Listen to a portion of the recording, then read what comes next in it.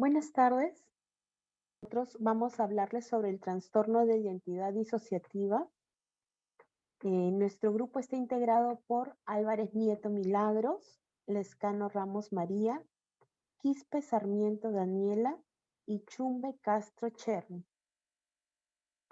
Muy bien, vamos a hablar un poco sobre la justificación, por qué nosotras hemos decidido realizar esta guía sobre el trastorno de identidad disociativa.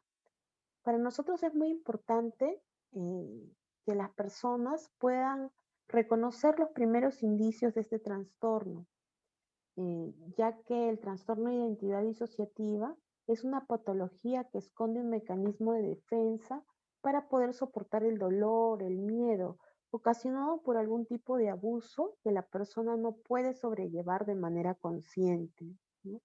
Se podría decir que es una forma de sobrevivir frente a una situación de dolor extrema, que por lo general esto se sufre en la niñez. Por lo general, esta situación inicia en la niñez, ¿no? Ya que a nuestra corta edad nos encontramos en una posición de mayor vulnerabilidad. Tenemos que tomar en cuenta que las personas que cuentan con este trastorno, son personas que están pasando por un momento muy difícil, muy complicado, de un maltrato extremo y no pueden sobrellevarlo ellos solos y por eso es que crean estas otras personalidades. Por eso es tan importante poder identificar lo más pronto posible cada uno de los indicios, cada uno de las manifestaciones que podamos observar, ¿no?, de la persona, sea familiar, sea amigo. Es muy importante para poder primero brindarle ayuda porque debe haber pasado por un momento de mucho dolor, de un trauma muy, muy fuerte, y también para poder ayudarlo en esta patología, ¿no? Cómo poder sobrellevar o cómo poder manejar esta patología. Bueno, ahora vamos a ver un poco sobre los objetivos. Nosotros nos hemos planteado 3 objetivos para esta guía. Primero, aportar en el conocimiento general sobre la patología del trastorno de identidad disociativo. Luego, identificar algunos rasgos del trastorno y ayudar en el tratamiento temprano en base a la promoción de la salud. Para nosotras es muy importante que cada uno de los grupos sociales en los cuales se rodea una persona puede estar atento ante un síntoma de trastorno de identidad, ¿no? Como es la pérdida de memoria por mucho tiempo, el cambio brusco de personalidad, el cambio brusco de- de- del ánimo, de la forma de ser de la persona, ¿no? Son cambios que no tienen nada que ver una identidad con la otra. Entonces es muy importante poder observar esto y darnos cuenta que podemos estar frente a un tipo de trastorno de identidad disociativa para poder brindar la ayuda lo más pronto posible, ¿no? Ya que en muchos casos se ha visto que estas personas, más que recibir ayuda, reciben bullying o reciben de su entorno con molestia, ¿no? No los ayudan, sino más bien les ponen una carga más, ¿no? Ya que estas personas no recuerden lo que han hecho, entonces pueden ser tomados como personas que mienten constantemente o que hacen cosas que después dicen no recordar.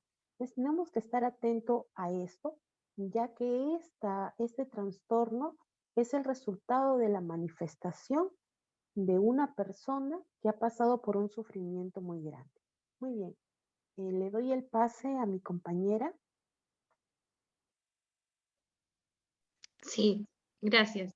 Ahora, bueno, esta guía, le voy a indicar, se ha elegido hacerla para la población entre las personas de entre 18 a 40 años, debido a que a esa edad aproximadamente es donde se ha visto que se detectan los casos de trastorno de identidad disociativo, porque mayormente en todos los casos en los que se refiere a trastornos de personalidad, se dan el diagnóstico todavía a partir de la mayoría de edad por el tema de que a partir de esa edad ya está marcada la personalidad de los individuos.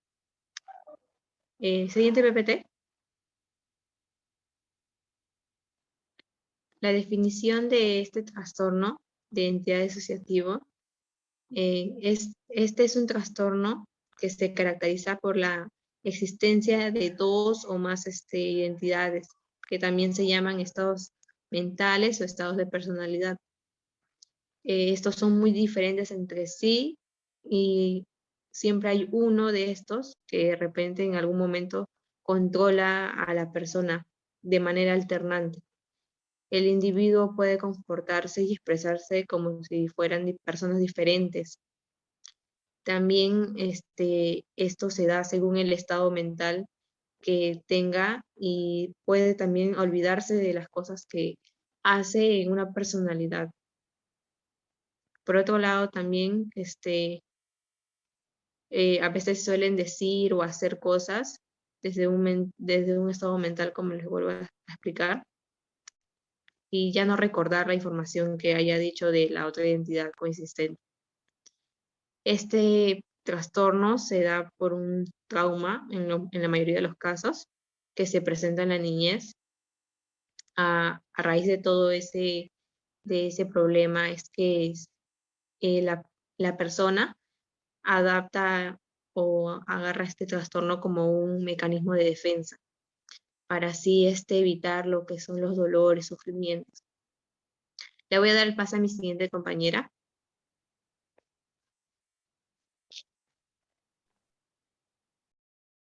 Bien, la siguiente PPT, por favor.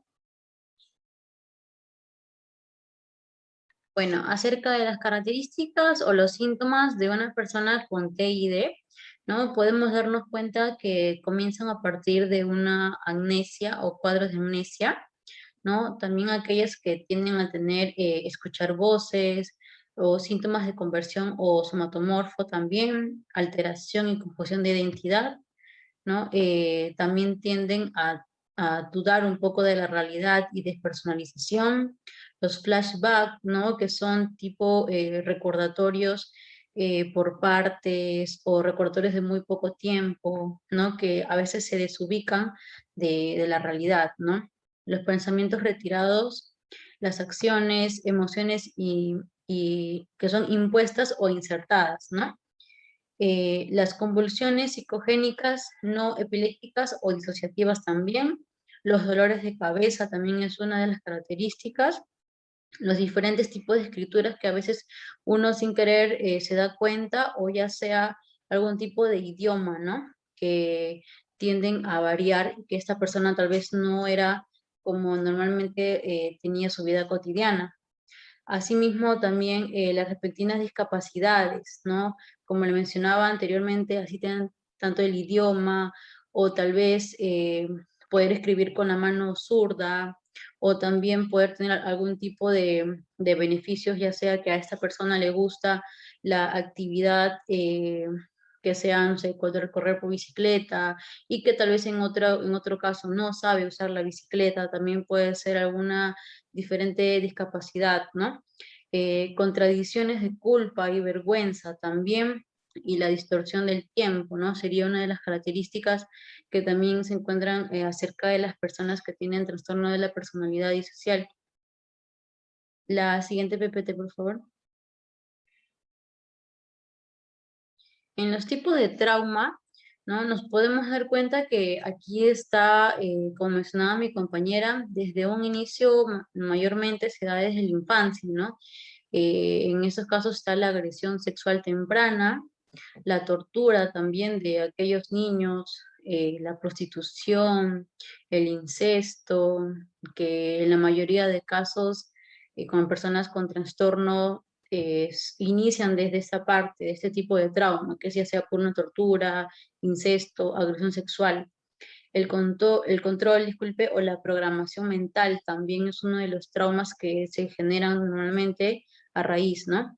Perder una figura paterna también hace una confusión o tal vez no tiene una voz de consejo por ese lado, ¿no? Y solamente tiene una figura paterna. Ese trauma que genera la pérdida también genera este tipo de trastornos. La negligencia también, por ejemplo, hay negligencias psicológicas que normalmente hay casos que son con muchos, que varían ya sea por los trastornos, ¿no? Hay confusión de trastornos porque tal vez un psicólogo no, no tiene la información o la inteligencia para poder evaluar correctamente este trauma.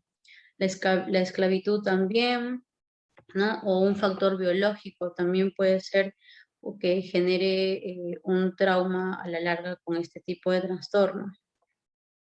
Entre las posibles causas también está el apego desorganizado, un trauma recurrente, o sea que se repite este trauma constantemente, puede iniciar desde la infancia, la adolescencia, ¿no? Y que siga constantemente ese trauma hace que también se genere estos cambios de personalidad, ¿no?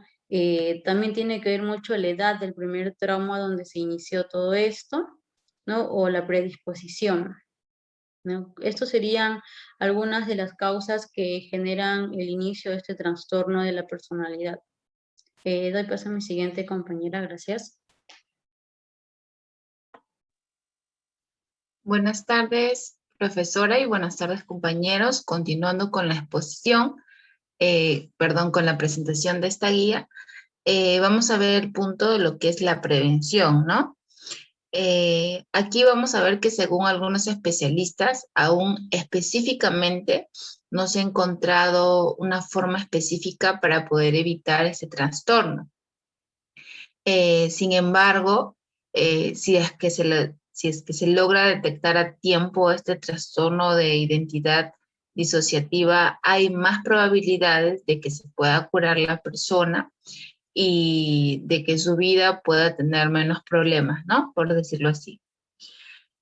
Como dice la diapositiva, una de las mejores formas en que se pueda ayudar a los pacientes que presentan ese trastorno es que las personas de su entorno conozcan, ¿no? Conozcan en qué es lo que consiste y así puedan saber o reconocer los cambios de personalidad que la persona va a presentar, ¿no? Y que de repente no le cause problemas en ese momento, ¿no? Eso va a ayudar bastante a aquellas personas que padecen este trastorno. Continuamos con la siguiente, por favor. También se recomienda, ya sea a los familiares o amigos de pacientes con el TID, que estén en contacto frecuente, ¿no? Que de alguna manera no se pierda esa cercanía, ese interés, ¿no? Porque la soledad es uno de los puntos que va a hacer que se incremente el trastorno que la persona posee y no va a ayudar para nada en su recuperación, ¿no? También otro punto, podemos ver que los grupos de apoyo van a ayudar a estas personas, ¿no? En su recuperación, ya que se van a sentir identificadas con las demás personas que presentan este mismo problema que ellos y les va a ayudar, ¿no? Para también saber de que no están solos y que hay otras personas que están luchando con este mismo trastorno, ¿no? Y tener así como que un ambiente también de confort, ¿no? Siguiente, por favor. Una de las propuestas, habían dos, pero aquí solo he mencionado una. Una de las propuestas para que las personas la pongan en práctica es la psicoterapia, ¿no?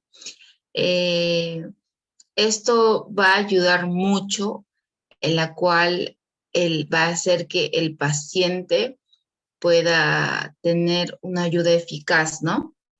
Como dice ahí, es el tratamiento principal utilizado para integrar las diferentes identidades.